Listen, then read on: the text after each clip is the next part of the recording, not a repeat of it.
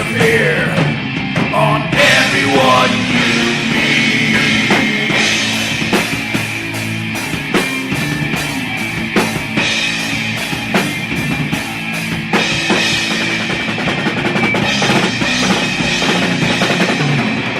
They come on the screen, they view their lives.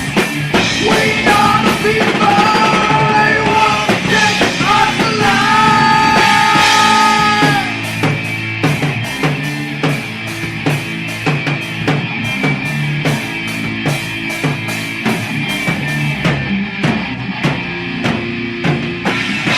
Mutilation, torture, murder, genocide, mechanics of death. All through the sky, a new heaven awaits. An afterlife of bliss. We must stand strong. We must resist.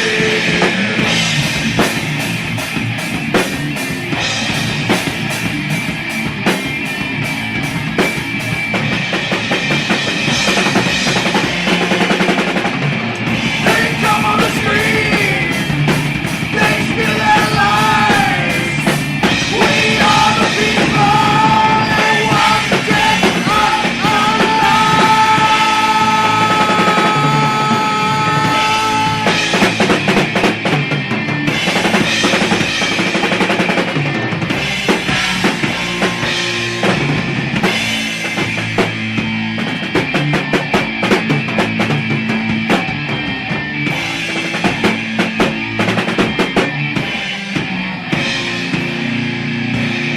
They call us rebels, they spit our name.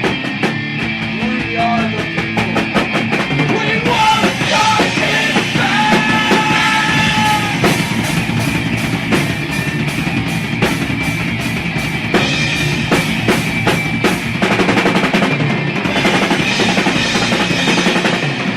They come on the screen, say they won't survive. We are the people, they won't let us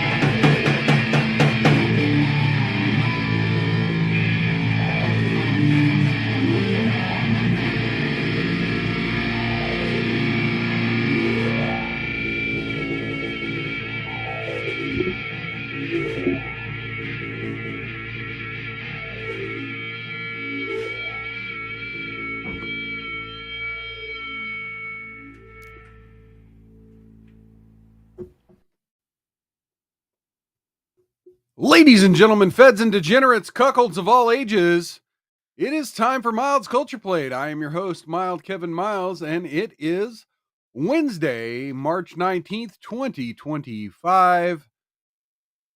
And we've got a packed show for y'all today. In fact, I was still digging for articles while I was getting my lighting set up going and getting the stream kicked on. Folks, how you doing this week? So far been a good week for y'all? Hope so. Come on in, say hello in the chat, get your toast, get your sound effects. Hey, we got Still Not Banned here over on Rumble. Let's see. I need to take some time and get some more stuff on my soundboard. I'm not sure what race you are, Still Not Banned here, but you're still my African American over here. Look at my African American over here. Yeah. Look at him. Are you the greatest? Do you know what I'm talking about? Yeah, Okay. you may not be a black man, but you know. You always got my back, and I appreciate it. Cheers and welcome to Still Not Banned here. All right.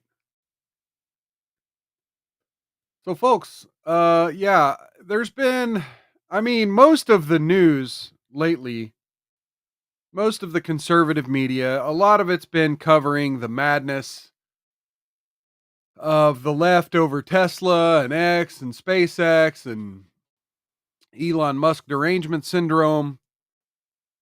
Yeah, still not been here. Yeah, I kind of figured you were a white female, but yeah, you know, everyone on the internet is my dude, is my ninja.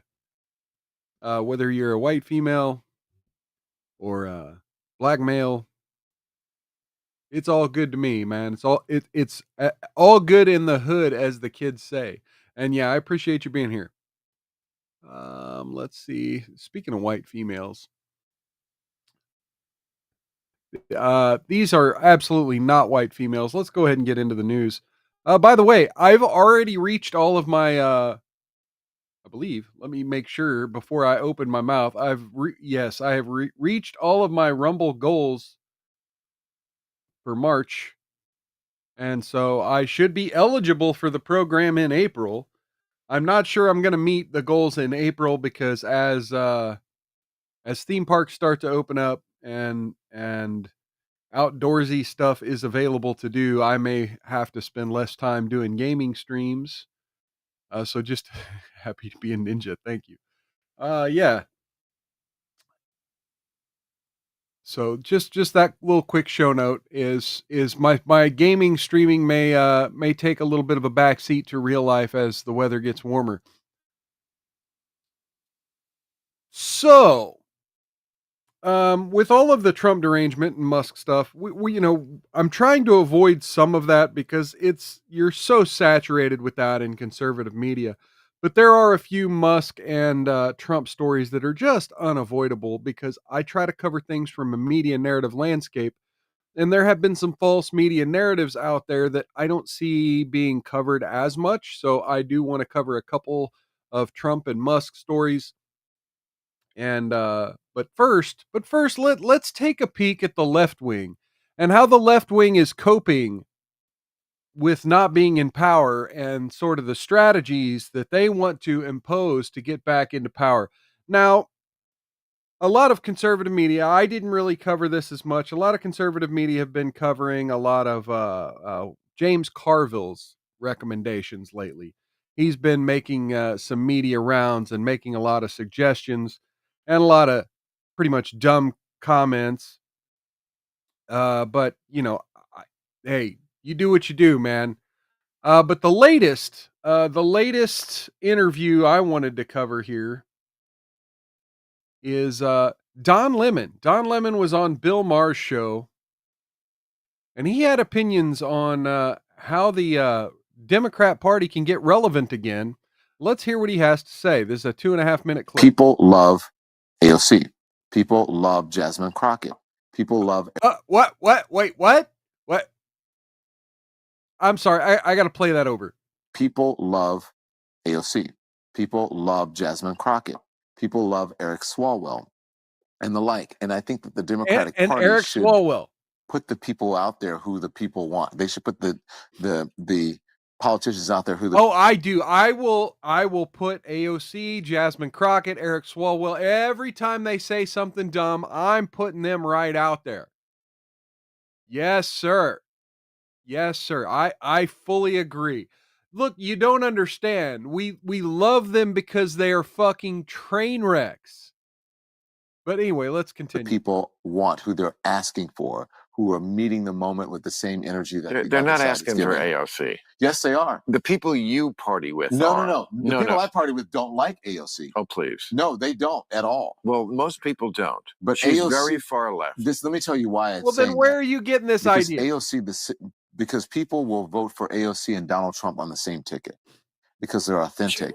No, because they're authentic. I don't think that. Okay, that Don. I think you're wrong about that. What people like about people like Trump and Fetterman is because it's irrelevant to her life. But you don't know her life. I know that being a gorgeous woman who I wouldn't even know was Hispanic in a city that has 1 million Hispanics. And does not treat them badly. But that doesn't mean she doesn't struggle. That doesn't mean that she was set down. It implies it. She doesn't mean that she was set down in Hispanic ghetto in the Bronx and had to deal with that growing up, and that she's come from a working class family. Oh, come on! Really, the lady who wore what was that, a $20,000? I don't remember exactly the number, but wore an expensive tax the rich or eat the rich dress or whatever the hell it was, tax the rich dress to the Met Gala. Yeah, this woman is the face of struggle. That's for some that it implies that in some way she's behind the eight ball because of that, and it's just not true. And so I don't know if she's don't. behind the eight ball, but I don't think she's as privileged as many people who are in Congress right now. She's not privileged. Look, or I'll not. She say was a that. bartender. I'll give her You know, that. She's so not I as was a privileged delivery- as I was a some in delivery Congress. boy. policies, but I'm saying sometimes, like, I just Bill, like, you don't agree with Donald Trump's policies, No, but that's what the people want. some of them. Whether you like her or not, I don't like what she did with Amazon in New York, but I think AOC is she's a Democratic icon. Well, People she's love the her. wrong. If you think that's the direction the country, the Democratic. I'm not saying the policies that she espouses that's the Don? direction, but I'm saying that you have to give the people who are You who need are a out front populist face. speaking to the That's what he party, said. not the Okay. people who are. If you think She's evolving, yeah, she's evolving, and as we all are, and she is moving into right.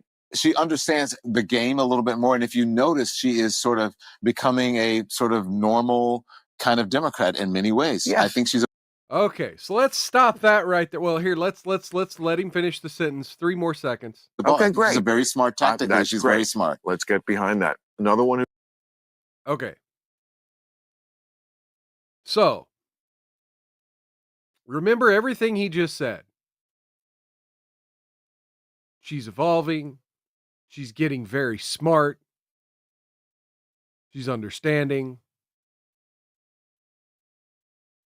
Let's go to Alexandria Ocasio-Cortez just this week. Oh, shit.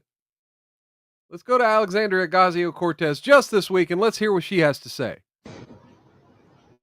Hey everyone, I'm just popping on. And, to be honest, I'm not even sure why I'm popping on right now. Hey everybody. Hey everyone, thanks for joining. I mean, The face of the party, ladies and gentlemen. The new face of the party. hey everyone, I'm just popping on. The new face of the party.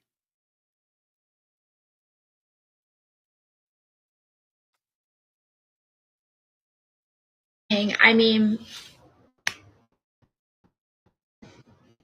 Okay, it just repeats. I don't know why they got it repeating on there, but yeah, there you go. There's your smart, media savvy congresswoman from New York. Anyway, let's go over to Market Watch real quick. Her feminization surgeries turned out great. Oh my god. I don't think she's trans. She looks acceptable for a date if you didn't already know what her personality was like.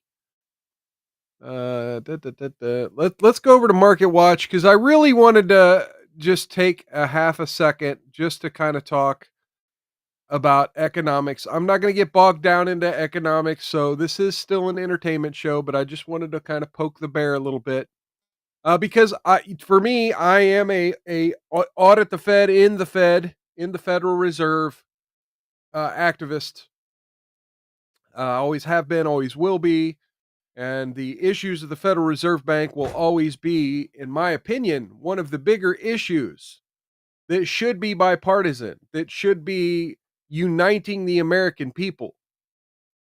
Oh my God. I just realized there's a huge news story that I didn't even prepare for you guys. I need to get that up. But let me start off with this.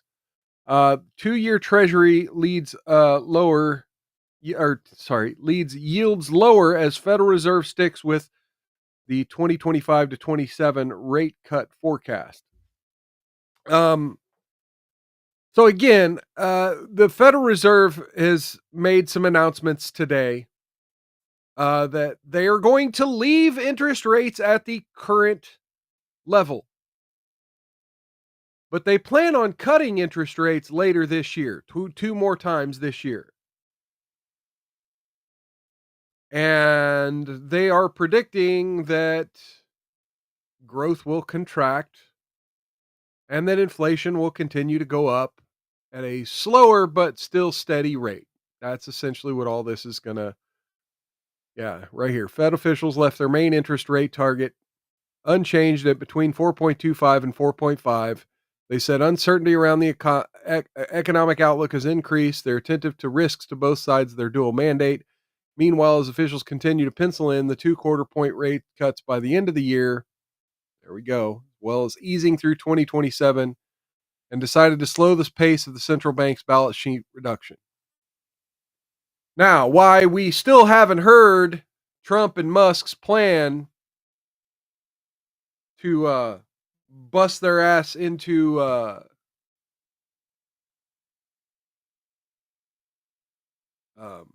Fort Knox, I don't know.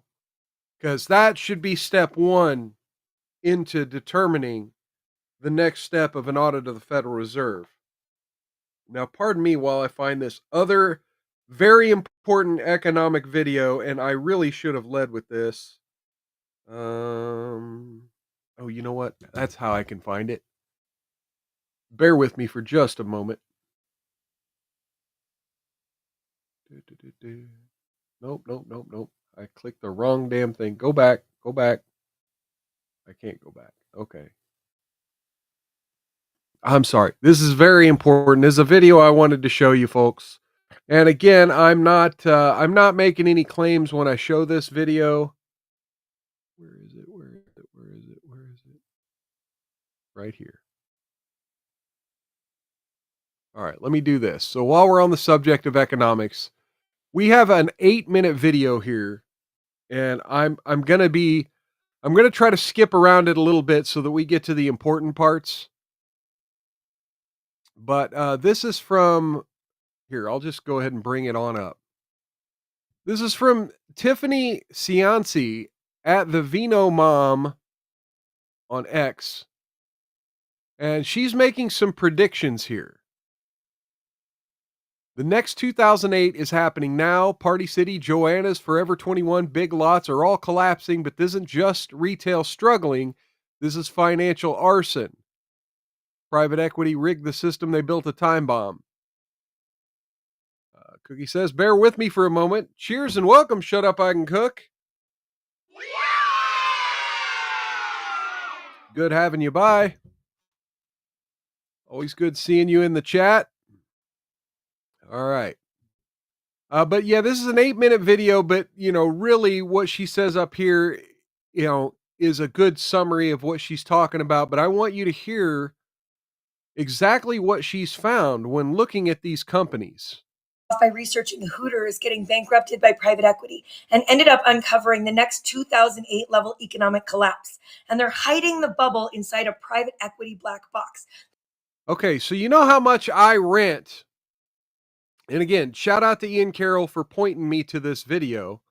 Ian Carroll, if you follow him, he's more of a conspiracy theorist. I don't think he gets everything right. And his focus on Israel stuff lately has been a little weird.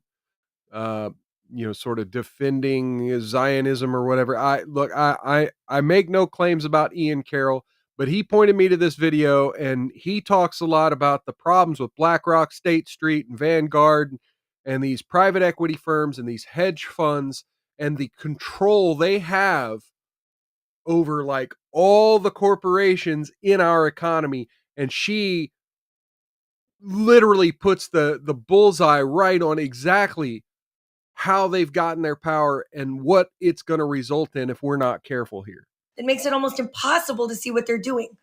Almost. This time, they're not going to collapse the banks and make it too big to fail. They're going to bankrupt the entire American pension system. I'm almost too afraid to make this video, but it has to be done. So let's get into it. The pension system. In 2008, investors and bankers were able to crash the world's economy by engaging in risky, unethical bets and investments, and they did it right out in the open. Okay, so now again, if you haven't seen the movie The Big Short, and she'll explain some of it here, but I'll try to skip past it because I'm going to explain it in the best terms I can. Okay, you had people like you and me go out, get risky mortgages that they couldn't fucking pay off because they weren't aware they were signing up for interest rates that would fluctuate and get out of control and get insane. They would never be able to pay off those interest rates, but they were given those loans anyway.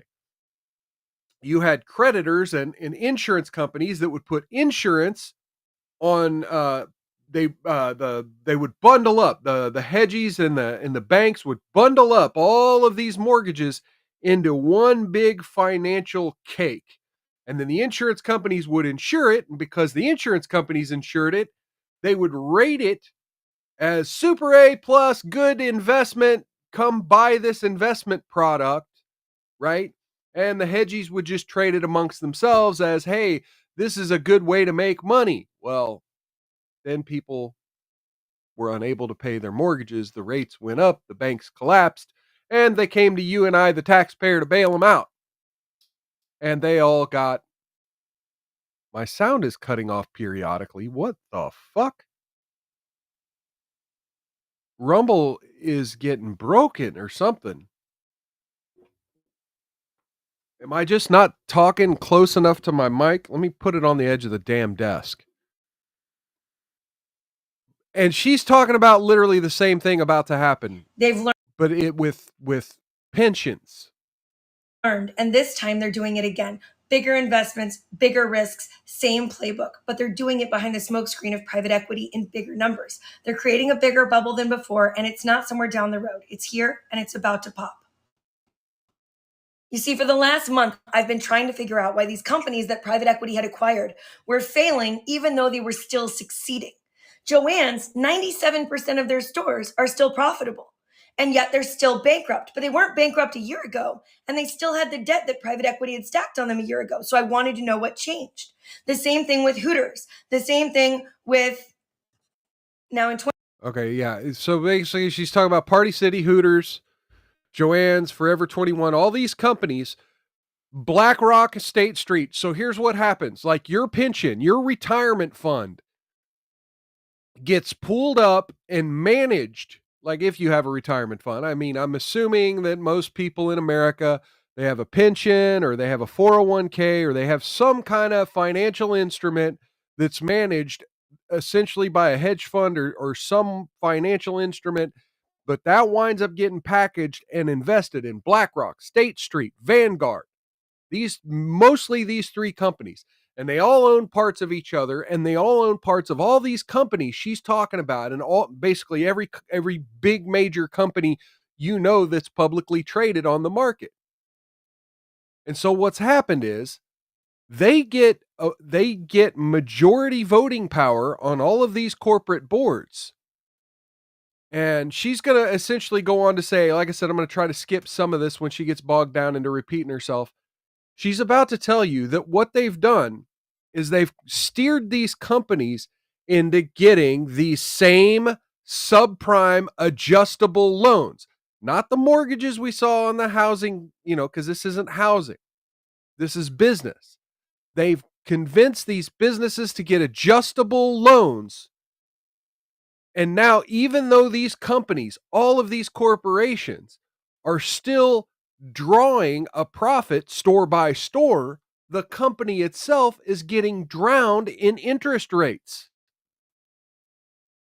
So what's going to happen? Vanguard, BlackRock, State Street, they're all going to face this failing stock market that we're seeing now. And as the stocks go down, well, guess what? Everyone's 401k, everyone's pension starts to go bankrupt. And I'm going to skip forward a little bit. Let's see what LOs, right? Which are then packaged. Okay, so loans. here she goes. But it doesn't stop there. It gets so much worse, because my next question is, why are the banks willing to give these risky loans to these private equity firms knowing it's going to cause them to fail? And the answer is because the banks aren't going to keep them on their books. The banks are immediately repackaging these adjustable rate loans as something called CLOs, right? Which are then packaged and sold off to our pension funds. The exact same thing they did to the subprime mortgages. And they tell them that it's a diversified portfolio. Are you hearing The Big Short in real time? Literally, all of these companies are getting bankrupted in greater and greater numbers. And all of this debt is adjustable rate. And all of the bankruptcies are skyrocketing in this direction. And if you look at this graph, you can see that aside from 2020, which is obviously an anomaly, Right now, private equity, that's the yellow section, has double the highest number of bankruptcies they'd ever had prior to last year. And that number is climbing this year, $3.8 trillion. $3.8 trillion $3.8 in this debt. Okay. And I that, want you to that look back doesn't account for the to interest rates. 2008. Do you want to know how many risky adjustable rate mortgages there were? $1.1 trillion. Yes, Cookie. Get a Roth. Do you want to know how many subprime but not quite as bad loans there were? $1.3 trillion. That was just in housing. In the $3.8 trillion held by private equity, they own the largest shares of the home ownership market in the United States, but they also own the daycares.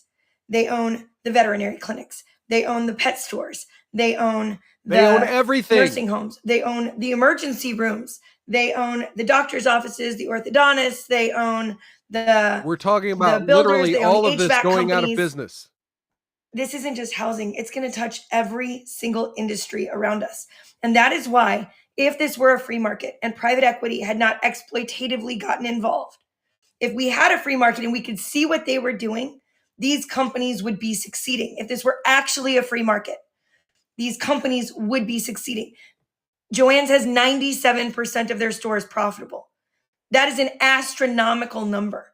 97% of a retail store is profitable, and they are failing and they are closing every store, and it is further consolidating an already consolidated environment. Okay, so let's stop there and say hello to Rusty Rivers. He says, cheers, y'all. Cheers, my friend. Good seeing you. Let's give you a Heisenberg. You're goddamn right. All right. Welcome, my friend. And so, yeah, I mean, she's literally talking about almost the entire U.S. economy. And let's just point out that one of Trump's latest biggest wins is to hand over the Panama Canal to BlackRock. How long before it goes on the market as an asset in a bankruptcy? Okay, let's skip forward just a little bit. Uh-oh, it stopped playing. And What the fuck? this was done by blatant intentional greed. The private equity firms wanted the cheapest debt they could get, and they believed arrogantly that the debt would stay cheap forever. They had 0% interest rate loans for ages. And so they took on these adjustable rate notes thinking what? They could keep refinancing forever out of it. It was arrogant. But it also meant that they got to collect bigger fees because they were taking risky debt that cost less. The bankers were happy to give them because they got higher fees on offering bad debt. They were going to get paid no matter what. At the same time, the private equity firms mandated in their contracts with these companies they acquired that they were advisors and that they were a management company. So they also get paid that way. And then they sold the land out from under these companies and all their assets and made themselves whole before any of this even began. They're already cash positive. The banks knew they wouldn't be held accountable because they were going to bundle it up and pass it off to the pensions.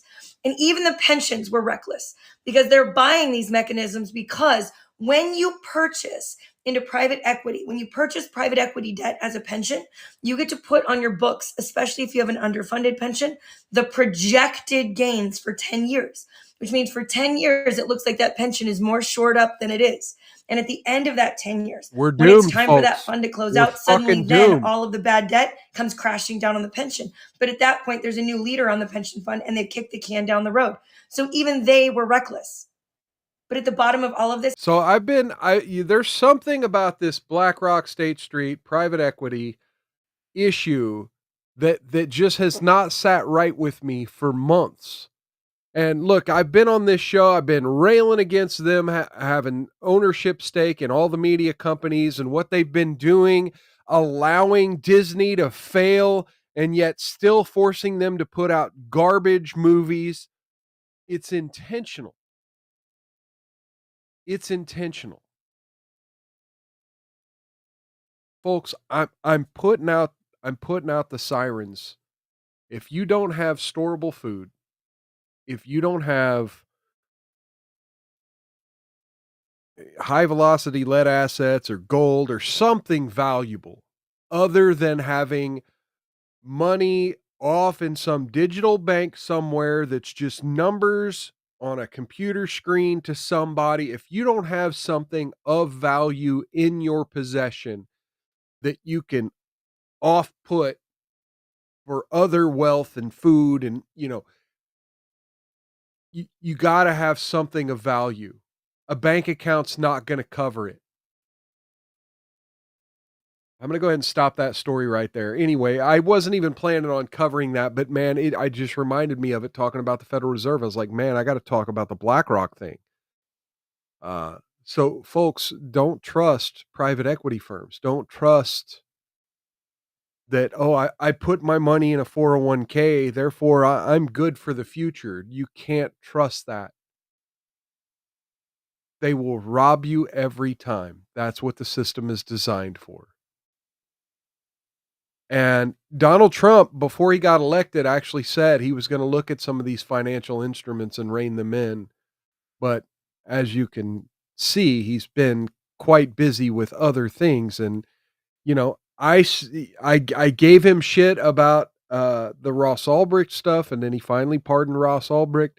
Maybe it's still on the table. Maybe we're going to be seeing it in the near future. But as of right now, we've got to figure out a way to put some pressure on somebody. I mean, contact your congressperson, contact your senators, do something, because we need to make sure that even if it costs us our retirement, we cannot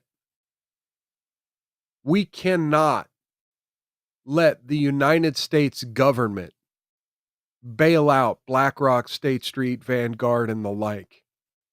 We cannot bail out the hedge funds. We cannot bail out private equity. There are plenty of companies out there who did business fairly. Unfortunately, a lot of them were bought out by BlackRock and State Street.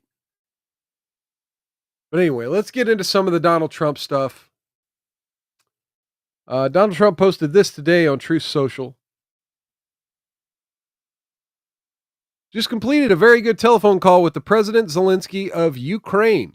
It lasted approximately 1 hour. Much of the discussion was based on the call made yesterday with Putin in order to align both Russia and Ukraine in terms of their requests and needs. We're very much on track, and I will ask Secretary of State Rubio and National Security Advisor Waltz to give an accurate description of the points discussed. That statement will be put out shortly. Yeah, Rusty Rivers, invest in a lot of lead. That's why I said one of the most smart investments is high-velocity lead assets. You remember when Biden started crashing the economy, how hard it was to find 9mm. If you're not aware of how hard it was to find 9mm, well, folks, get your 9mm. I don't care if you don't own a 9mm. Go buy some 9mm ammo. You can trade with it if everything goes to hell.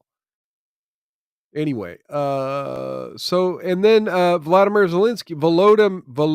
Zelensky posted this on X. Had a positive, some substantial and frank conversation with President of the United States, Donald Trump. Thanked him for a good and productive start to the work of the Ukrainian and American teams on Jeddah on March 11th.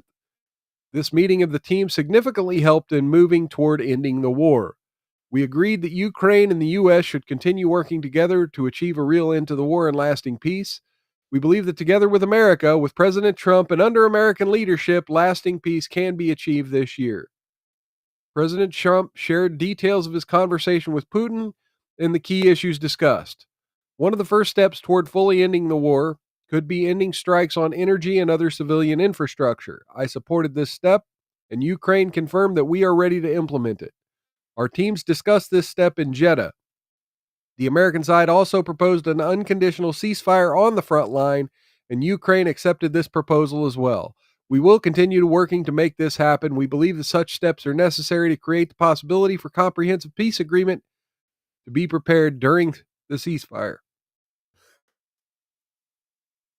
Excuse me.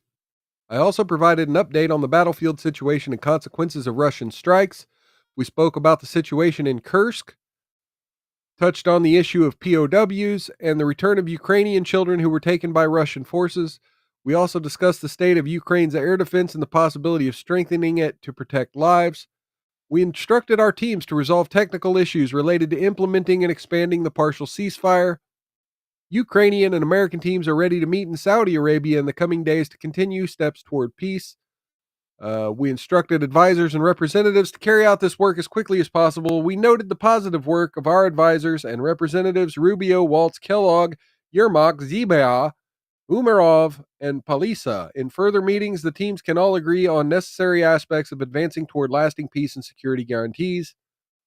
I thank President Trump and the American people for their support. I stress that Ukrainians want peace, which is why Ukraine accepted the proposal for an unconditional ceasefire. I highlighted the importance of President Trump's concept of peace through strength. We agreed to maintain constant contact, including at the highest level and through our teams. So after the shit show from a few weeks back, we finally got Zelensky and Trump working together. And we got Putin in on it too, working together to try to get some peace. Now, I would be doing a disservice if I didn't mention the tweets over the weekend and into the early parts of the week where Donald Trump had mentioned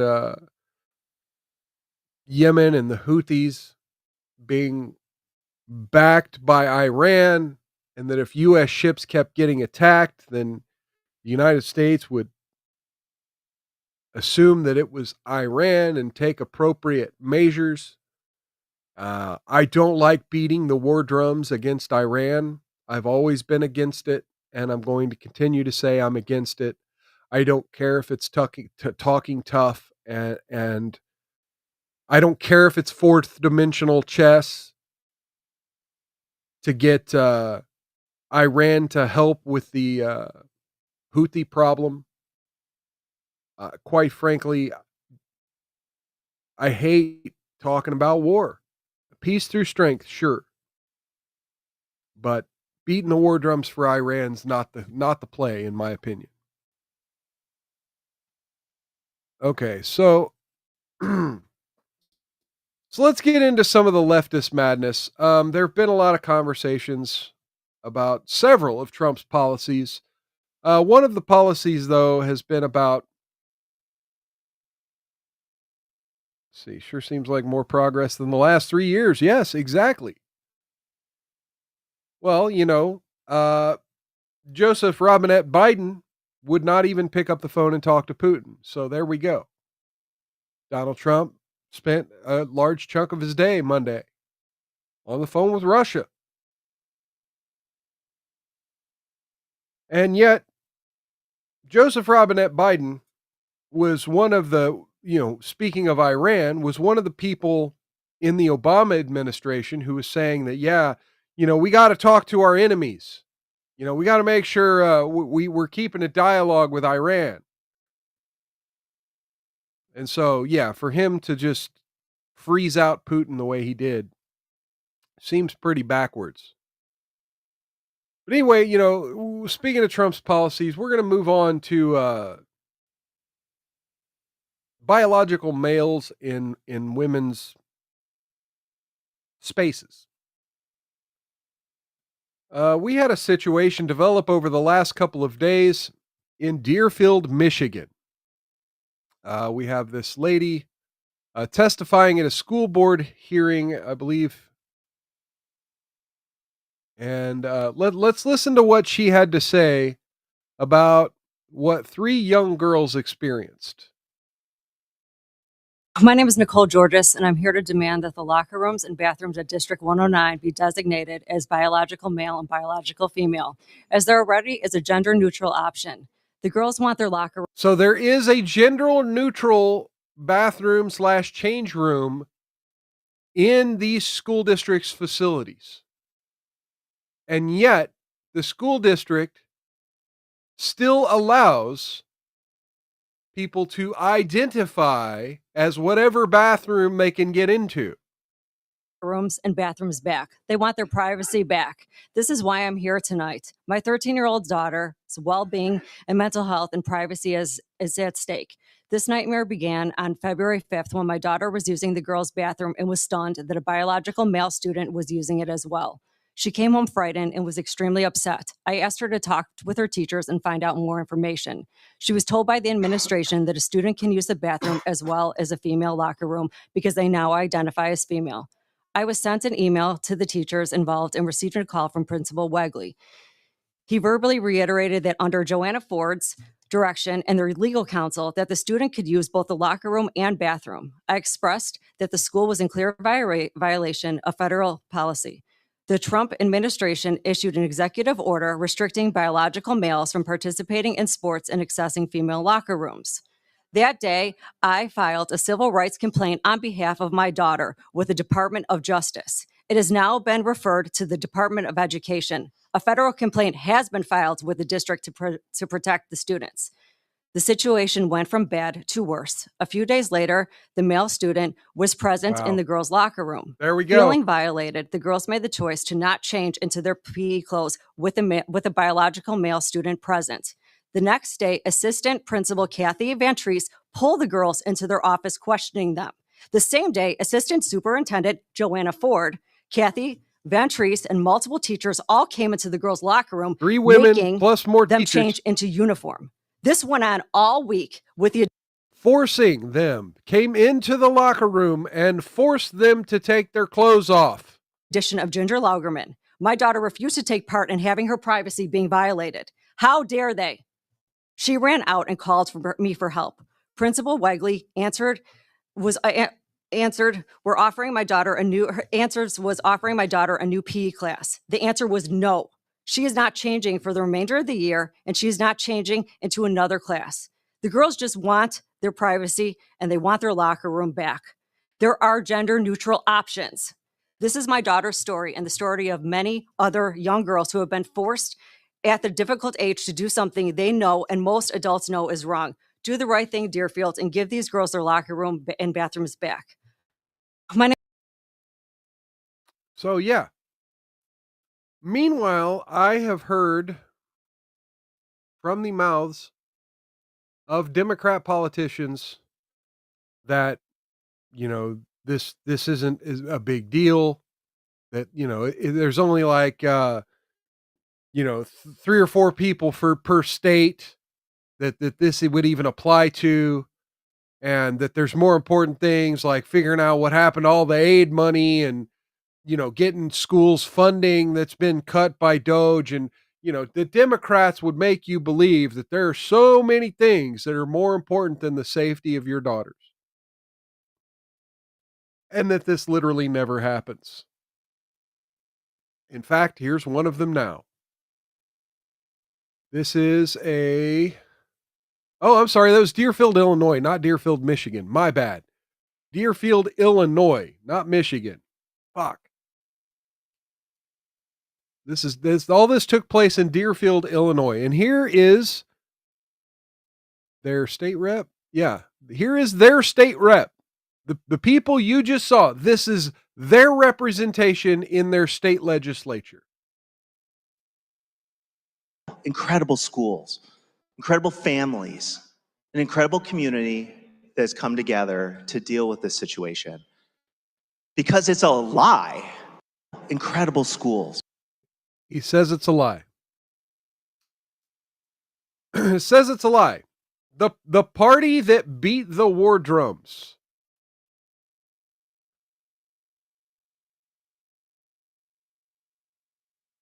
The party that beat the war drums with the hashtag Believe All Women movement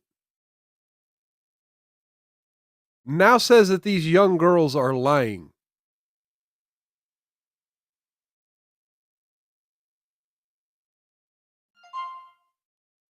What the hell?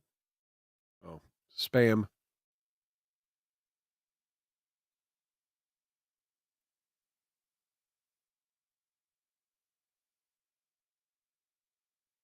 Can you believe that? Can you believe that? 3 young girls say that school administrators came into the bathroom to attempt to force them to change clothes in front of a biological male. And you have Democrats getting up in state legislative bodies and saying, no, those women are lying. Much rape energy there, bro. Believe all women. I mean, I don't believe all women. And sure, I'm not even saying necessarily that you have to believe these girls, but you have to take the allegation seriously and you have to fix the fucking laws. And if there's a school that already has gender neutral options, then allow males and females to also have their own safe spaces. So let's move on to Elon Musk. We were kind of covering the astronauts, so you know where we're going with this. We were covering the astronauts way back during the Biden administration, and there were astronauts stranded on the space station who were told that the Boeing spacecraft was not going to be suitable to get them home. Well, they are now home. They are now home thanks to SpaceX. Slid down the little ramp, And that is she's like her NASA other astronaut Nick members now, Hague, will be commander of assisted Crew onto 9. mobility aid. The astronauts Now can out come of home Crew to Dragon Earth. Freedom. Some Once smile. again, some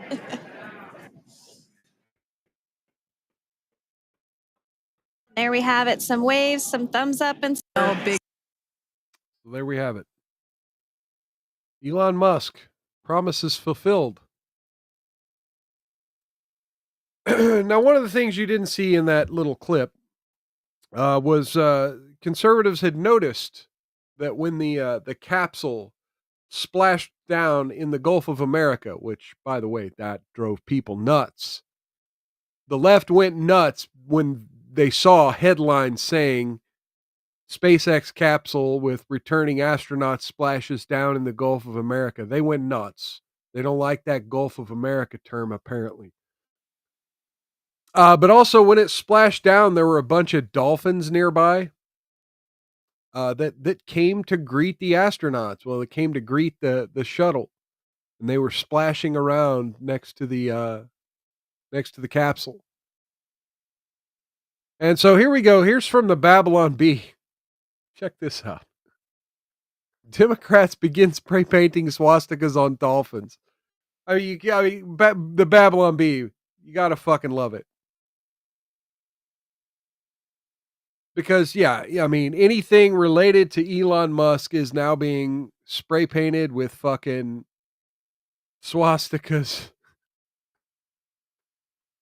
And yeah, you have happy dolphins splashing around, kind of happily near the SpaceX capsule, and it is what it is. All right, I'm going to move on here.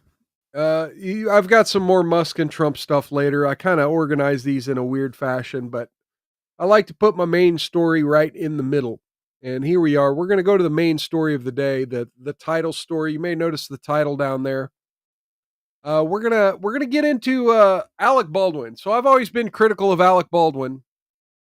Well, Alec Baldwin and his wife, Hilaria, attended the recent red carpet for the grand reopening of the Planet Hollywood New York location.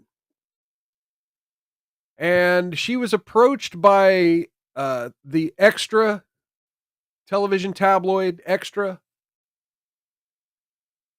which I didn't even realize was still a thing. I mean, you remember that in the 90s? Extra, Extra.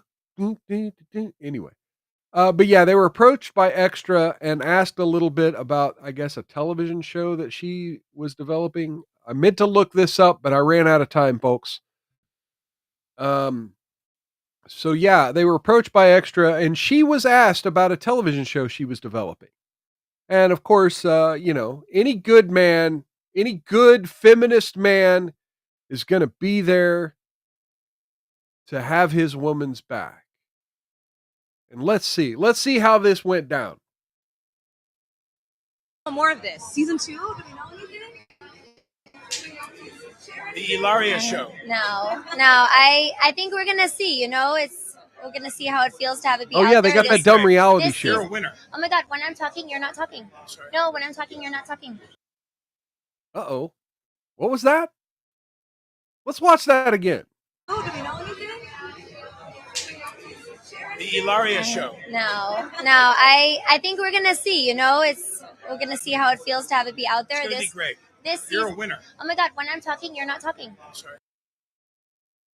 Holy shit. I'm sorry. He just says, I'm sorry. No, when I'm talking, you're not talking. This is why. Yes, we'll have to just cut him out of the show. Oh, we'll just cut him out of the show. Fuck. No, I mean, I think this is a really Look at him. He raw looks like he show, wants and to it's shoot very a woman in the real, and face. we took a lot of chances, and I think that we'll see where it leads us. We'll see what it feels like to have be out there, and then we'll see, if people like it. That's another thing too, So You've spent your career in Hollywood, but I have to know because we are loving. Okay, now look.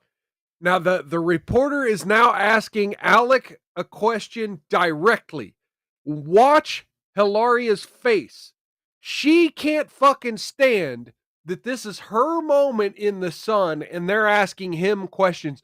Watch her face here. The show, by the way. We're loving getting to know your family. Is it harder to memorize scripts or be yourself on unscripted television? Taking deep breaths, It's so hard. licking her lips, It's a pursing good her question. lips. I think it's because you don't want it to be dull, and just if you showed the way our life really is, you get it Rolling after her like an eyes hour. at It's him. like it's the same thing a lot. I mean, not just the two of us in our life, but with the kids. We like routine. It's good for the kids to have a routine. And she, as a mother, is very good at keeping them on a routine. But so you kind of feel the desire to make it more. See, now she just got onto him. When I'm talking, you're not talking. And she wants so bad to fucking interrupt. You see how she opened her mouth like 3 fucking times there? Watch that again. And she, as a mother, is very good at keeping them on a routine. But so you kind of feel the desire to make it more silly than it might be. I have to say that I don't think you make it more silly than it is. I actually feel I feel get that on the show. And immediately contradicts everything he cut said. all that part out. Cut me out. And then says, let's cut that out. No, I mean, I think that every day, because we like routine, and I think anybody who's a parent knows that a routine is king, or in queen, routine is key. She hated the word king so bad that she then went to queen and said, no, that makes me sound like a boss bitch. No, routine is key. Let's go with that word. Like you could see the feminism processing the estrogen in real time. Let's listen to that again. Routine is key. We'll just say king and queen at the same time. It's essential. It's essential. But, I think that us trying to every day. Word for essential in Spanish. Esencial. Okay. Didn't let me down. Yeah. Oh my God, you're distracting me right now. Sorry. Now you're just doing that. Why? Why are you distracting me? I'm just captivated by your beauty. You're just distracting me. No, but beautiful. Now oh my it's God, almost like they're stop. You're teasing. annoying me. Stop. It's not cute. No, he's distracting me.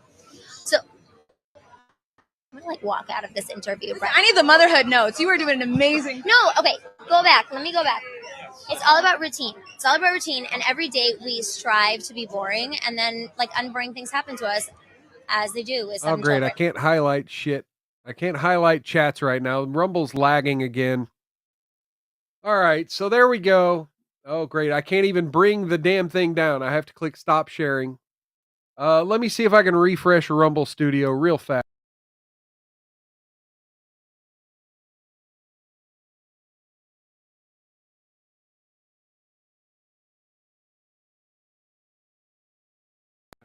I think we got it. Okay, there we go. Let me see if that fixed it. So yeah, I mean, I just wanted to put this out there. Ladies, don't ever do that.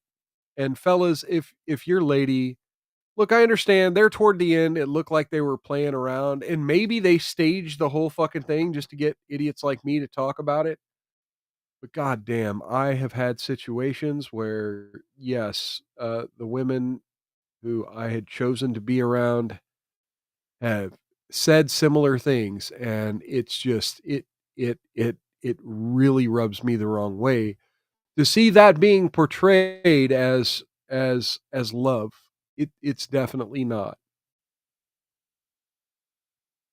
All right, so let's get into the Trump stuff. So we've had several judges issue a lot of orders, and we'll just kind of skim a few of them real fast. We've had let's see, we've had Judge Theodore Chang issue an order restoring electronic access for U.S. aid workers. Good luck enforcing it. We've had another Biden-appointed judge. This one's from the Daily Caller. Another Biden-appointed judge blocking transgender military ban, even though the judge used to be. Let's see, who was this judge? Anna Reyes. Yeah, Anna C. Reyes, appointed by Biden, was a transgender activist. And then let's skim some other ones. Here's a New York Post sort of omnibus article here on all of the Trump court challenges.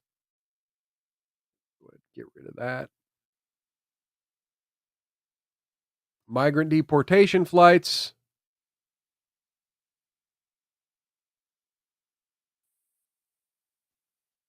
Boasberg. And we're going to get into this Boasberg one a little deeper about the migrant deportation flights and the Enemies Act of 1798. We'll get into that a little bit here in just a second. Transgender service members, we just talked about that. Federal worker buyout. U.S. District Judge O'Toole ruled on February 12th that the program can move forward, finding unions lack standing. So there we go. There's one Trump win. And then again, we just covered Theodore Chang saying the U.S. aid cuts were unconstitutional and those people have to be rehired. And then here we have executive actions related to DEI, and we'll get into that as well here in just a minute. We'll be talking about that here in just a minute, too. Title IX issues, saying that sex was male and female.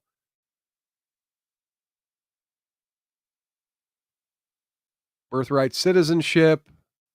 3 different judges, each from a different state, have imposed injunctions blocking Trump's executive order from going into effect. So far, appeals courts have declined to nix those injunctions. So there we go. We got some states holding off on the birthright citizenship cuts. And yeah, there we go. So let's get into talking a little bit about Judge Boasberg and this Enemies Act. So there's been a lot of talk about the use of this Enemies Act. Oh, sorry, clicked the wrong thing. And I'm not going to necessarily hash that out here. Still Not Banned here says, yeah, toxic, gross, and sad. But I want to talk about a media angle that has popped up in the last 24 hours. You had White House Press Secretary Caroline Leavitt answering questions from the media. I don't know who this reporter is, but this clip is being widely shared by left-wingers as, oh, the reporter owned Caroline Leavitt and corrected her and made her look stupid. Let's get into this clip. Oh, wrong tab. Sorry. Here we go. I have one other question, but I want to follow up on Katie's question. Actually, you said the mass deportation campaign would continue, but she asked about the flights specifically. Will those flights to El Salvador continue while this case is being appealed? We don't have any flights planned specifically, but we will continue with the mass deportations. Okay, so there you have it from the horse's mouth that, you're not going to stop the deportations.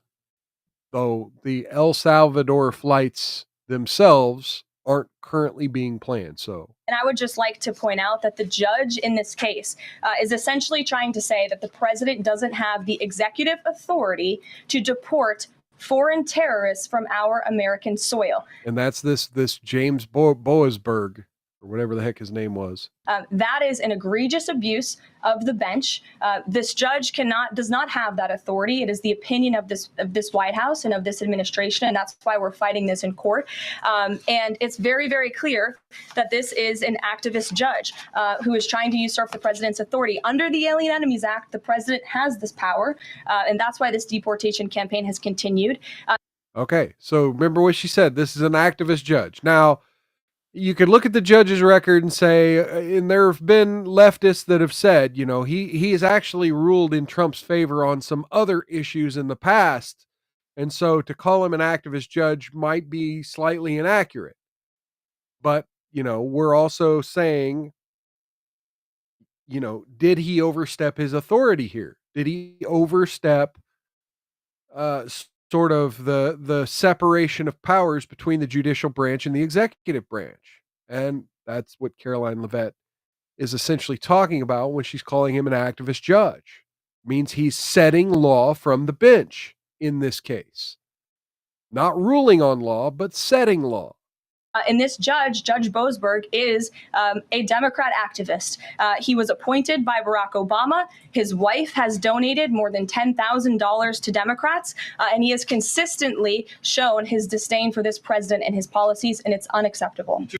Okay, now I want to stop right there because I want you to focus on those three claims. His wife donated to Democrats. He was appointed by Obama, and then I forget what the other thing was, but let's listen to that again. And it's unacceptable. He's overstepped his bounds and it's unacceptable. Okay, so now listen to what the reporter has to say about the being appointed by Obama. Listen to what this reporter says. And we're going to get into whether or not this was an own. Unacceptable. Where I wanted to go about the idea that these people are all foreign terrorists, but Judge Boasberg was originally appointed by George W. Bush, and then Judge Boasberg was appointed by George W. Bush, and then, let's see what the and then is. Bush, and then elevated by Barack Obama. I just feel like I should clear that up. Well, let me just say. Okay. Let's bring that down real quick. Let me do something actually. Let me Google James Boasberg, or DuckDuckGo rather, and go to Wikipedia. There are leftists who are now sharing the Wikipedia here. James Emanuel Jeb Boasberg is the chief judge of the United States District Court for the Court of the District of Columbia. And then it says, appointed by George W. Bush, he served, past tense, as a judge of the Superior Court of the District of Columbia from 2002 to 2011, before Barack Obama nominated him to the U.S. District Court for the Court of Columbia. Leftists are posting this as some sort of own. But you have to understand the language here. He was appointed by President Bush to the Superior Court of the District of Columbia. The District of Columbia is not it's not really its own government. The District of Columbia is a sub-government of the United States. So therefore, if it was a Superior Court of Virginia, then the judge would be appointed by the governor of Virginia. It would be a state court.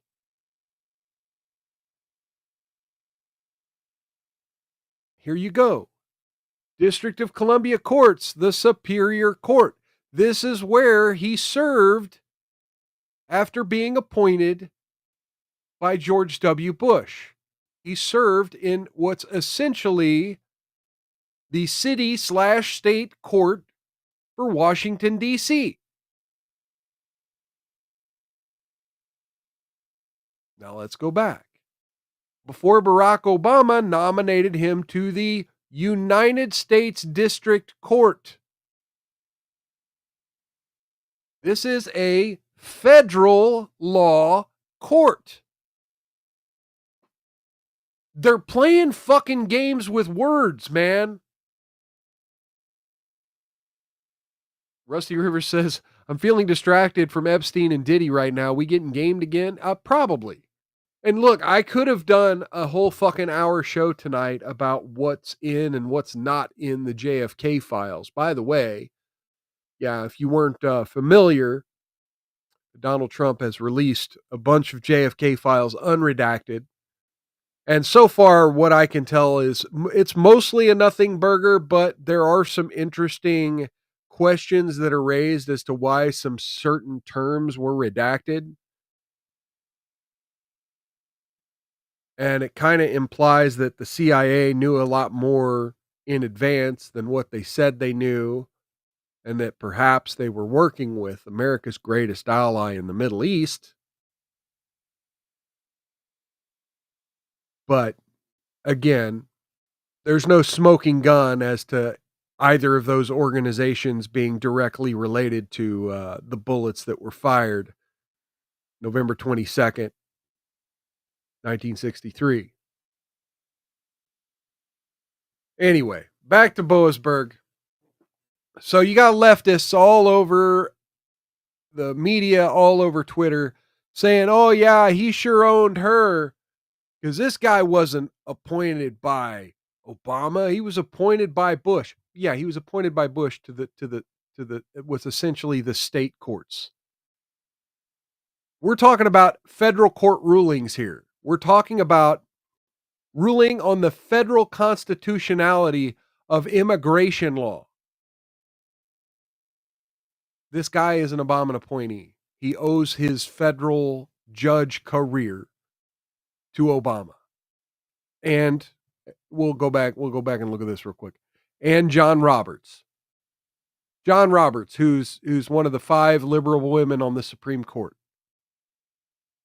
Chief Justice John Roberts is one of the 5 liberal women on the Supreme Court. Appointed him to the FISA courts. So yeah, he owes himself. You know, you may hear other people say John Roberts is a conservative man on the Supreme Court, but no, on this show, I make sure people know that Chief Justice John Roberts is actually a liberal woman, not a conservative man. So when you hear people say, you know, there are this many conservatives on the Supreme Court, no, our Supreme Court's a majority liberal women. And Cookie says YouTube censoring me and I do not cuss. Okay, well, I mean, you can fucking cuss. And then she also says, crazy judge lawfare against Trump continues. We got bulldogs in the White House now. And still not banned here, wants to see the files. Yeah, I also want to see the files. And like I said, I definitely am calling on Bondi, Bongino, and Cash Patel to get on with it. All right. So we talked earlier about the gender war issue in legislatures, right? We talked a little bit about that earlier. It's going on in Hungary too, by the way. The Hungarian parliament had voted 136 to 27 to ban pride events where children could be present in public. Okay, Rusty River says, 80 plus years old, Israel involved. We get it. I'm thirsty for some immediate accountability. I hope they're not backing down. I agree. Shut Up, I Can Cook says, yeah, Roberts voted with all the female justice recently against Trump. Yeah, he always does. He votes against the Second Amendment. He votes against Trump. John Roberts is one of the liberal women on the court. That's just all there is to it. But anyway, yeah, Hungary voted to ban pride parades, essentially. And how did the left wing in Hungary respond to this news? How do you think do you think they were like, okay, well, we're taking our losses and we're going to go form a stronger political strategy to come back later? No, they lit up smoke bombs in the parliament chambers. A Törvényalkotási Bizottság összegző módosító javaslatát T/11.201 per 4-es számon összegző jelentését pedig T/per 11.201/5-ös számon terjesztette elő. Most az összegző módosító javaslatról döntünk. Look at the smoke bomb. Kérdezem a Look at him tisztelt standing up holding országgyűlést, this shit. elfogadja-e a Törvényalkotási Bizottság T/per 11.201/4-es számú Meanwhile, you got all összegző these people over here módosító trying to breathe. A törvény Folks, if the bombing of Tesla dealerships wasn't enough to convince you of the crazy, we've got a couple more news stories to cover before we wrap up the show.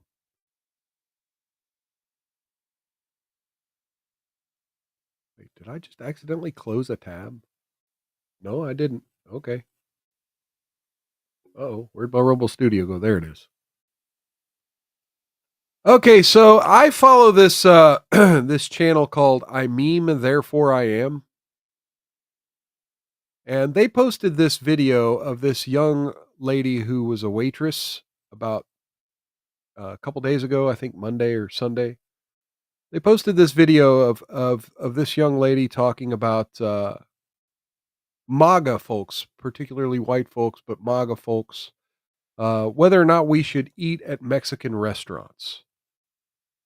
So she posted this TikTok video here about her opinion of conservatives eating at Mexican restaurants. Let's hear what she had to say then. So I work at a Mexican restaurant, and last night I had a MAGA table come in. A MAGA table? Wearing the hat and everything. And I just thought, why are you here? This is not for you. You don't get to enjoy these flavors. Okay, so then why are you there? Like, this is my question. If it's not for the general public in an American city, then why are you there? Take your ass to Mexico and open up a restaurant. Let us have our bullshit gringo Mexican food. Just saying. Flavors in this cuisine that comes from a country whose people you're trying to kick out. This is not for you. Actually, no. The people we want to kick out mostly aren't even Mexicans. They're Venezuelan, Trinidad, they're El Salvador. We're not Mexico. I don't know why Mexicans are acting so upset by this. We're not kicking out. Most people we're kicking out aren't Mexican, unless you're telling me that you've got some Mexican cousins who are involved in some of this illegal gang activity or fentanyl trafficking or, God forbid, sex trafficking. Are those your friends and family, young lady? Are you associating with these violent gang members who commit all this rape and murder and drug trafficking? I mean, just say it if you are.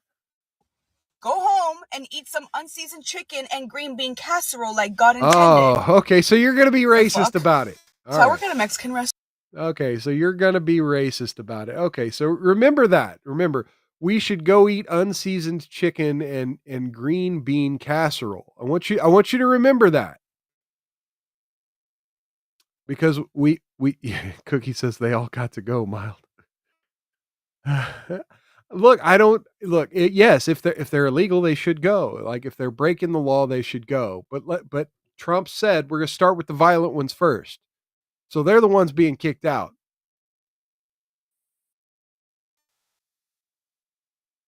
But there's an update to the story. I Meme, Therefore I Am has posted an update to the story because I guess this young lady has made a follow-up TikTok. She has made a follow-up TikTok. Cookie says Mexicans too. Well, look, there are plenty of Mexicans who came through the legal route and opened up a Mexican restaurant. Most business owners have some sort of legal status. So again, if you say that the Mexican restaurants aren't for us, then why did you come here and open up a legal business? So yeah, no, not those Mexicans, but yeah, the illegal Mexicans, the violent, the gang members, or the ones who decided to break the law and take advantage of our liberal policy on birthright citizenship over the last several years. Sure, they can go too, but those who followed the processes and attempted to become either green card, visa, or they try to become citizens, naturalized. They get to stay. They get to stay. And if you're opening up a restaurant, I'm going to assume you tried to take some legal routes to make that happen. Unless your restaurant is a shitty cockroach-infested truck 2 doors down from the strip club in Kansas City. Then I might have some questions. But anyway, not calling anyone out personally, by the way. But I'm just teasing. I don't even know what that taco truck is called. I'm not making any claims.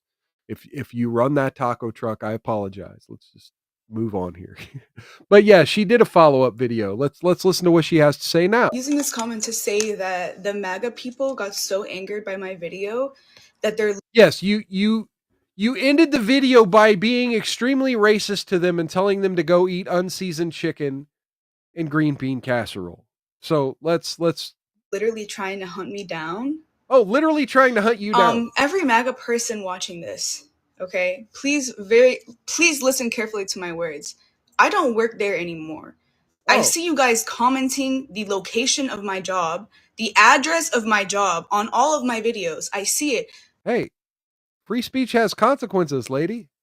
It has consequences. I don't work there anymore. Commenting the name of my job. Anymore. I don't work there anymore. Well, then maybe you shouldn't have there's a way. The only way people found out who your employer was is you listed them online. Like you listed their name somewhere attached with your identity, and then went on to have this shitty take on the internet. Let me go because of my video, and that's fine. It's a restaurant. I'll get another job. They let you go. But you guys are fucking insane and sick in the fucking head. No. You get so mad that someone tells you that a certain cuisine isn't for you, that you're going to... Because it quite literally is for us. If you open up shop down the street from my house, and you open the doors and you say, this is open to the public, this isn't the Woolworths counter anymore, y'all. Like, this is literally what she's advocating, that we go back to the Woolworths counter. That this race cannot eat here. We passed laws against this bitch. Come on now. Going to try to dox someone and hunt them down at their job and make them and all their coworkers feel unsafe? Because I said that since you vote against Latinos, you shouldn't be able to enjoy Mexican food? I didn't even serve the MAGA table at my restaurant. See, and again, this idea that Latino people are some sort of collective that all represent the exact same thing. And somehow that food is representative of the entire mass of everyone south of Texas. I mean, just come right out and say that you're the equivalent of the worst kind of racist. They weren't my table. I didn't speak to them once. I didn't speak to them once. No, but you felt the need to come to the internet and cry about them. That's the issue. Whether you spoke to them or not, you used them. You fucking used them. And you shit on them. And then you twisted it and decided to be racist about it. Imagine that were me. Imagine that were me saying, oh, you know, I had to serve these black folks, and oh, it's so unfortunate. Or I was at work and my coworker had to serve these black folks. It doesn't matter if I directly had to serve them. That would be an offensive thing to say. And normally, you know, I'm like, you know, fuck being offensive. But, you know, if your whole point here is to cry about the state of racial harmony in this country, and then you turn around and be fucking blatantly racist about the customers that you happen to see in the business that you are required to be professional in, and you take that to the internet and cry about these people. I hope these people figure out you were talking about them and decide to fucking sue. Once they didn't get bad service from me because I wasn't their server. You guys can't watch a little video of me roasting MAGA on TikTok Yes. without getting your fucking No. panties in a twist? No, because Are you dead couldn't. ass? Because you couldn't. You're the same fucking snowflakes who 2 weeks ago were crying about Elon Musk talking about his heart going out to them. You're the same fucking snowflakes. You have a problem when someone else does the same thing. Not even close to the same thing. You melt. And yeah, some people go into a local establishment and feel they're being actively discriminated against. And they have a problem with that. And so they contact the business and be like, hey, this is a problem. Lady, you are the problem with America. I don't work there anymore. Please leave my job alone and leave my coworkers and managers alone. What is wrong with you people? Like, genuinely, what the are you sick are in the what's fucking wrong. head? Get help. Oh my god. Using this. Okay.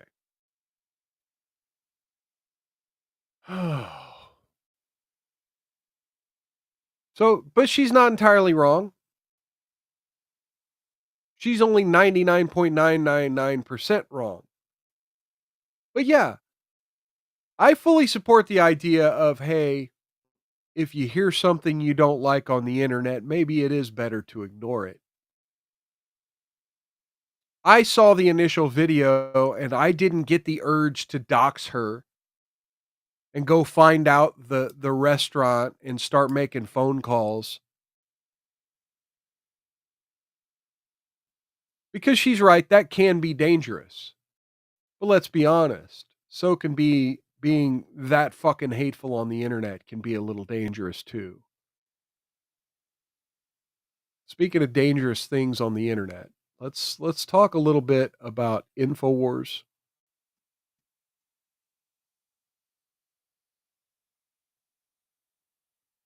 Owen Schroyer was swatted last night. Here's Owen Schroyer in his boxers with the SWAT team at his house. And he's not the only one. There are several. I don't even have the list. I had the list and I don't have it now. This is actually what I was researching as the credits were playing on the show. The opening credits were playing on my show today. So I didn't quite dig into this story as much as I wanted to, but apparently there are a lot of larger conservative influencers who are being swatted. And there has been this continuous attack on InfoWars. Like I said, last week, they had another host that was swatted. They had another host that was murdered. Or a reporter, rather, I should say. A reporter that was murdered. And that's not all. Let's get into this report here from InfoWars. But about 11 p.m. last night, finished up my normal nightly routine. Just got home from the gym, normal night, whatever, feeling good, sitting down for dinner. And all of a sudden, I can see lights flashing all into my house and into my windows. And I've got some pretty big windows in the front of my house. So it's, it lights up the whole house when that happens. So, okay, I walk up to the window. It's like a 2-story window. And I can see the police lining up. And I immediately know what's happening at that point. And so they see me through the window. They point at me. And I just kind of, show my hands. I'm like, 1 second, I'm coming down. Grab my phone so that I can record the thing. Open the door. Say, is this for me? They say yes. They're just kind of going through their training. Sit my camera down on my phone so I can record the thing, and then they shout their directions at me, and everything else is documented in that video that I uploaded. Hey, this is a X. I'm also 21-minute working on clip, getting so some I'm other. gonna have to skip forward a little bit here. Here we go. Let's do this here. This identical pizza order. Let's expand that if we can. Oh, they're Click on the actual sending image so you can see Jamie pizzas. White's name, please. So this is. They're sending pizzas in the name Jamie White to InfoWars employees. Now, Jamie White's the name of the employee for InfoWars who was murdered last week. So they're sending pizzas, and again, these aren't paid for pizzas. Absolute terrorism going on. Cash due, This is $27.89. It goes back 80 years for the Italian mafia and say, hey, hire my cousin, give me a piece of your little grocery store's daily take, or somebody's going to burn your grocery store down. From Ray Charles Green, a.k.a. Poodle. This is beyond that. The Tesla attacks, all of it. This is over the top evil. To Jamie White. They're now sending out pizza deliveries after someone's been swatted, saying, hey, this is for Jamie White. So the left is celebrating. And as soon as you got swatted this morning, I woke up at 4 a.m., went and looked at the top of X, saw the report. Immediately, I was already getting more calls from people that didn't want to talk about being swatted and their families being swatted. And so again, folks, I mean, look, regardless of how crazy that last lady was, I mean, she has a point. We can't let internet stuff bleed over into our real life, and we can't, like, in my opinion, they should, if they find who's doing these swattings, and I would definitely look into that Ray character from the memo line there. Those people need to be charged with multiple attempted murder charges. And I would be for making it a federal attempted murder felony to call in swattings.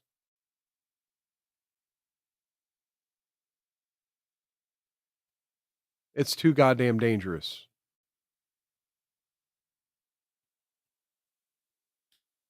Well, folks, sorry, I usually like to end on a happier note, but this has been a hell of a week, hasn't it?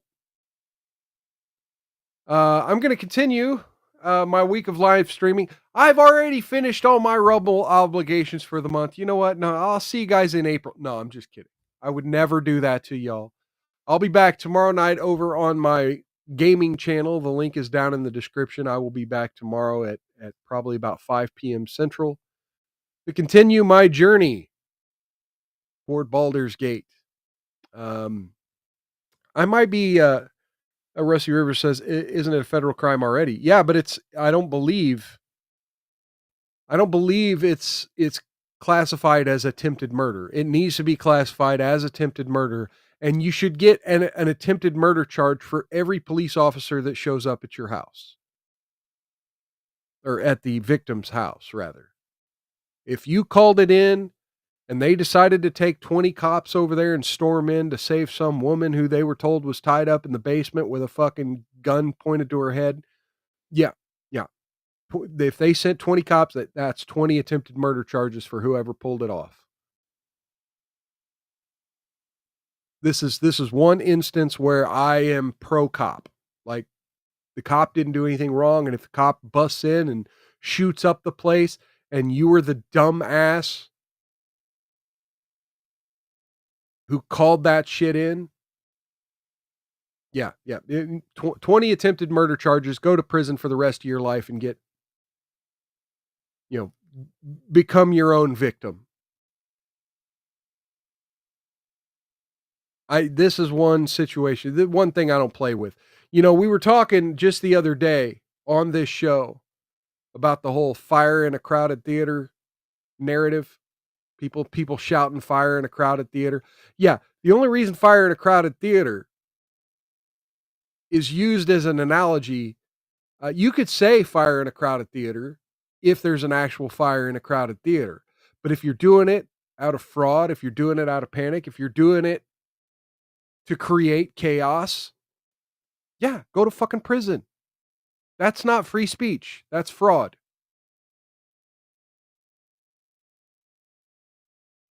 That's disruption. That's chaos. That's harming your community actively. And I feel the same way about swatting. If you actually know somebody has got a woman tied up in their basement with a gun to their head, yeah, call the SWAT team. Do it every fucking time. But if you're creating fake bullshit, and this goes for the right and the left. You know, whoever pulled off that fucking Pizzagate shit, like, people were making real progress in getting people to wake up to the idea of the Pizzagate conspiracy. And it's more than just the fucking Comet Pizza in Washington, D.C. Look deeply into that. You know, it was the idea that there's more to the story. You know, you got Jeffrey Epstein, you got the whole Epstein. We were talking about the Epstein files earlier. You got the whole Jeffrey Epstein angle. You got the Podesta angle. There's so many aspects to that conspiracy that have nothing to do with Comet Ping Pong. But yet people bring up Pizzagate, and the first thing they think of is how someone sent the fucking SWAT team over to Comet Pizza, Comet Ping Pong Pizza in Washington, D.C. Folks, I don't care if you're right or left. Unless you've seen a woman tied up in someone's basement with a gun to their head or seen a dead body, don't send the SWAT team to someone's house. Don't call in some fake report. Because hopefully you become the next victim if you're that kind of a fucking person. And I'm going to extend that and say, look, if you're crazy enough to take something you saw on the internet and go bomb your neighbor's cyber truck, or God forbid, go vandalize someone's house because they have a don't tread on me flag in their yard, or vice versa, if they have a transgender flag on their house, just point and laugh. Like, don't try to harm them. Don't damage their property, because violence only begets violence, and it only makes people crazier. It only makes people entrenched in their beliefs when they get attacked. No, attack them with intelligence. Attack them with information. We're in an info war. There's a war on for your mind, as Alex Jones likes to say. And the battle's right here on Rumble, and the battle is with you folks out there in the audience. The battle is with people like Rusty Rivers, Shut Up, I Can Cook, and Still Not Banned Here, showing up for Miles Culture Plate every Wednesday and Saturday, 6 p.m. Central. And every Monday, 6 p.m. Central on Rumble exclusive. Rumble Premium exclusive. And so, yeah, come on back. 6 p.m. Central, same bat time, same bat channel. Say hello in the chat. Get your toast. In the meantime, click that like button. Please click the follow button if you're new here, and feel free to watch a second video. Also, feel free to share this off platform if you kind of liked the way I covered some of these stories. Let other people know that we're building a community here, and you're part of it. Come on into the chat. Gotta love it. And like Cookie said, ain't no woman tied up in Owen's house. And the only women tied up in Mild's house are the women who have consented to be tied up. So don't call the SWAT team on me either. Hey, we got Sanglan86 making his stop in. Say hello to Sanglan86. Cheers and welcome. Let's get you a sound effect. Fuck it, I'll give you the clap. I'll give you the clap. That was really inappropriate for me to say. Anyway. So, yeah, gaming channel tomorrow, 5 p.m. Down in the description, all the social media. Follow me everywhere. Till next time, folks. I love y'all. Take care of yourselves. I mean that. Take care of yourselves. Eat right. Get your exercise. Take your vitamins, brother. Anyway, Singlet says I'm out of penicillin. Yeah, sorry, that was an unfortunate phrasing of that sentence. Anyway, take care of yourselves. Take care of one another. Outlast those haters. Don't get any on you. And if you do, rub that shit in real good. I'll catch you Saturday on Miles Culture Plate. Have a good night, everybody, and a good rest of your week. Peace.